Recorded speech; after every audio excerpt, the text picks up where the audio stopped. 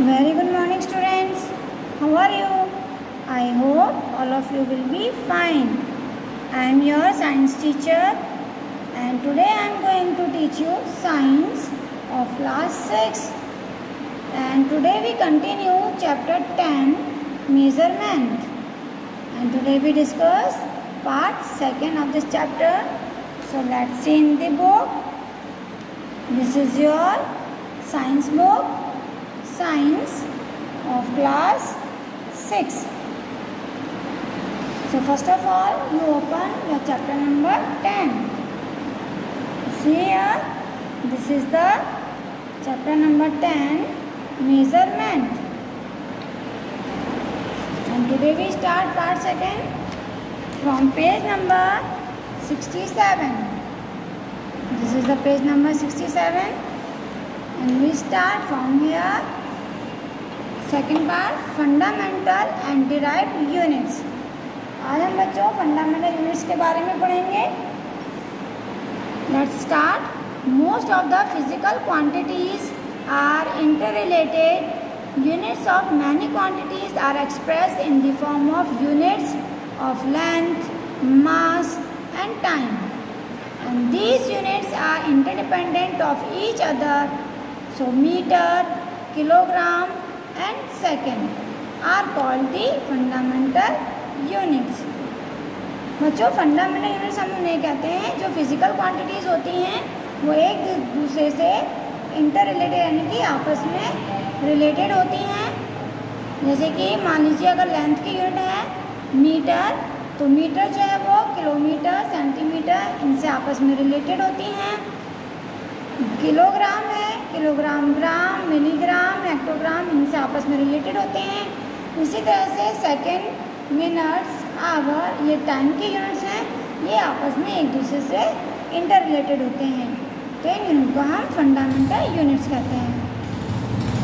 Now fundamental units are called derived units और fundamental units को ही हम डिराइव्ड यूनिट भी कहते हैं। अब जैसे यहाँ पे एग्जाम्पल दिया हुआ है, the units of area is metre square. जहाँ हम बच्चों किसी भी चीज़ का एरिया फाइंड करते हैं तो एरिया हमारा जगह का होता है, यानी उनकी हम लेंथ मेज़र करते हैं वो हमारी मीटर में होती है।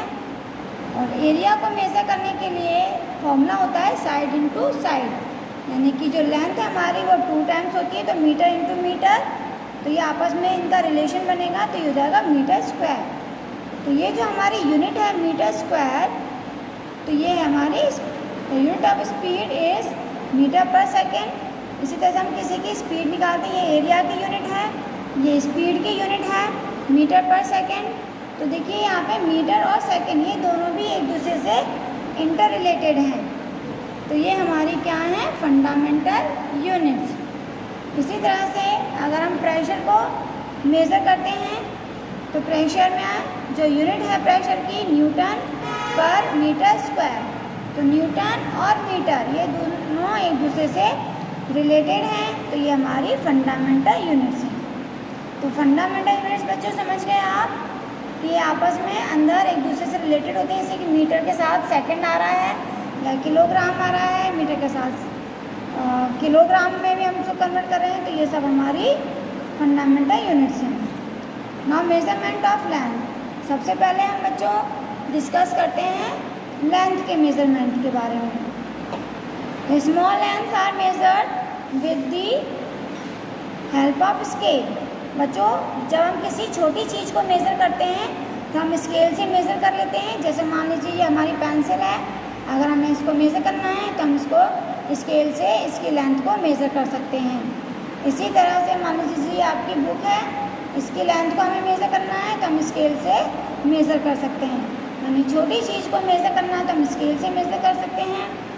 बड़ी चीज़ को मेज़र करना है तो हम उसके लिए मीटर रॉड होता है, उसके ऊपर मार्क्स बने हुए होते हैं, नंबर लिखे हुए होते हैं, उसे मेज़र करते हैं। And with the metre and centimetre, तो यूनिट होती है मीटर और सेंटीमीटर। जो मीटर रॉड होती है वो उसमें मीटर में होता है और जो स्केल होता है उसमें centimetre. Long length are measured with the help of inch tape. जब किसी लंबी चीज़ को हमें मेज़र करना है तो तो बच्चों देखो ये है, इसे हम इंच टेप कहते हैं, इसमें इंचेस बनी हुई होती हैं और ये पूरा टेप की तरह है, तो इसे कहते हैं इंच टेप। ये हमारा है मीटर स्केल, जो आप अपने पेंसिल बॉक्स में भी रखते हो, छोटा वाला ये स्केल, हम इसे स्केल भी कहते हैं या मीटर स्केल। अब करेक्ट मेजरमेंट ऑफ लेंथ। अब लेंथ का करेक्ट मेजरमेंट किस तरह से हम मेज़र करते हैं? In our everyday life we use various types of measuring devices. हम हर चीज़ को मेज़र करने के लिए अलग अलग डिवाइसेस का यूज़ करते हैं। We use a metre scale for measuring length. किसी चीज़ की लेंथ मेज़र करनी है हम तो मेजरिंग जो स्केल है यानी कि जो मीटर स्केल है उसका यूज़ करते हैं। A cloth merchant uses a metre rod. इसी तरह से बच्चों आपने देखा होगा जब हम शॉप्स पर कपड़े लेने जाते हैं तो वो क्लॉथ को मेज़र करने के लिए उनके पास एक रॉड होती है आयरन की, वो 1 मीटर की होती है, तो उसे हम कहते हैं metre rod.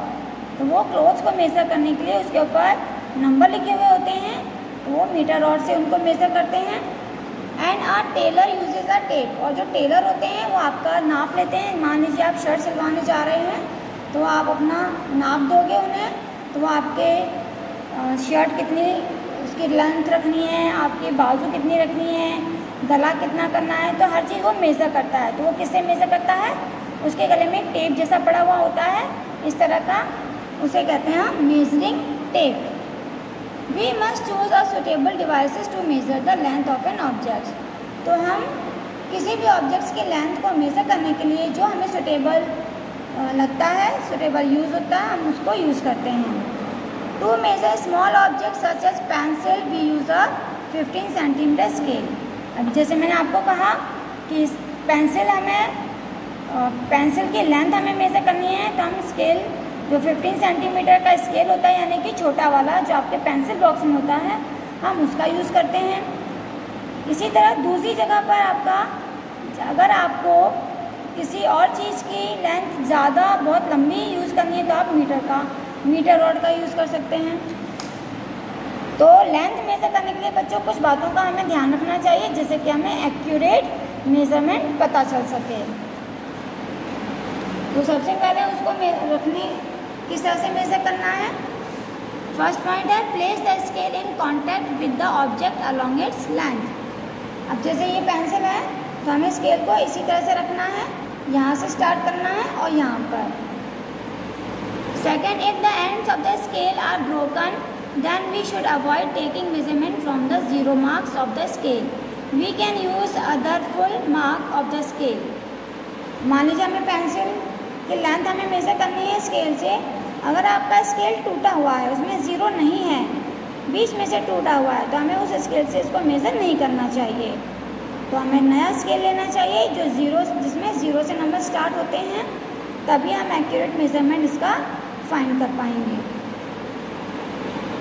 Then we should subtract a reading of this mark from the reading at the other end. और अगर आपको इस तरह से दूसरा स्केल नहीं मिल पा रहा है तो आप क्या करेंगे, जिस नंबर से आपका स्केल स्टार्ट है, मान लीजिए आपका स्केल 2 से स्टार्ट है, 0 से लेके 2 से पहले टूट चुका है, तो आप 2 नंबर से स्टार्ट करेंगे और फिर जो लास्ट में नंबर होगा जो आपका आएगा उसमें से आप 2 माइनस कर देंगे, क्योंकि आपने 2 से स्टार्ट किया है तो कम है इतना, तो इतना ही हम यहाँ से कम कर देंगे, तो फिर जो लेंथ होगी वो आपकी पेंसिल की एक्चुअल लेंथ होगी।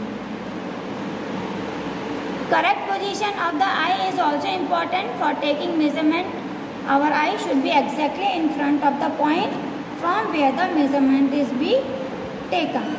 और बच्चों जब हम मेजरमेंट ऐसे देखते हैं तो बिल्कुल हमारी आइज़ बिल्कुल मिडल में स्ट्रेट होनी चाहिए।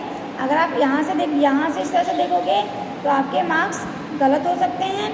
तो हम जैसे ये चीज़ रखी हुई है तो हमें बिल्कुल मिडल में से हमें देखना चाहिए, तो हमें ये नंबर और ये नंबर दोनों ही बिल्कुल एग्जैक्ट पोजीशन में दिखाई देंगे। Measuring the length of a curved line. अब मान लीजिए बच्चों ये जो टेढ़ी मेढ़ी लाइन होती है इस तरह से, ये होती है हमारी कर्व्ड लाइन। जैसे कि देखिए ये है, ये कैसी लाइन है? Curved line. अगर हमें इसका मेजरमेंट और इसकी लेंथ को हमें अगर मेज़र करना है तो हम किस तरह से मेज़र करेंगे? तो सबसे पहले बच्चों हम एक थ्रेड लेंगे, तो यहाँ से स्टार्ट करेंगे थ्रेड को और थ्रेड को इसके अकॉर्डिंग इस तरह से मेज़र कर लेंगे। फिर मान लीजिए थ्रेड की जहाँ पे लेंथ होगी, फिर उस थ्रेड को हम मीटर स्केल से मेज़र करेंगे कि वो थ्रेड कितना लंबा है। तो जितनी लेंथ उस थ्रेड की होगी वही लेंथ हमारी इस कर्व्ड लाइन की होगी। तो इस तरह से हम कर्व्ड लाइन को मेज़र कर सकते हैं। नाउ मेजरमेंट ऑफ वॉल्यूम, किसी भी चीज़ का वॉल्यूम हम किस तरह से मेज़र करेंगे। मैटर वॉल्यूम में बच्चों सॉलिड, लिक्विड और गैस, इन तीनों का ही हम वॉल्यूम फाइंड कर सकते हैं, क्योंकि ये तीनों ही जगह घेरती हैं। वॉल्यूम बच्चों हम किस चीज़ का निकालते हैं, जो जगह घेरती हैं, जिनको रखने के लिए जगह की ज़रूरत होती है ना, लेंथ, ब्रेथ और हाइट, इन तीनों चीज़ की ज़रूरत होती है, उसका हम वॉल्यूम फाइंड करते हैं। This space is called the volume. तो जितनी जगह जो चीज़ घेर रही है वो जगह उसका क्या होता है, वॉल्यूम होता है। ओके, अब जैसे मान लीजिए ये पेंसिल है, मैंने इस पेंसिल को यहाँ पे इस तरह से ये रखा। अब इसने इतनी लेंथ, इतनी ब्रेथ और इतनी हाइट, इतना डिस्टेंस इसने अपना मतलब जो जगह है इतने घेर ली। अब इतनी जगह में हम कोई दूसरी चीज़ नहीं रख सकते, तो इसके द्वारा घेरी हुई जगह जो यानी स्पेस है उसे हम कहते हैं वॉल्यूम।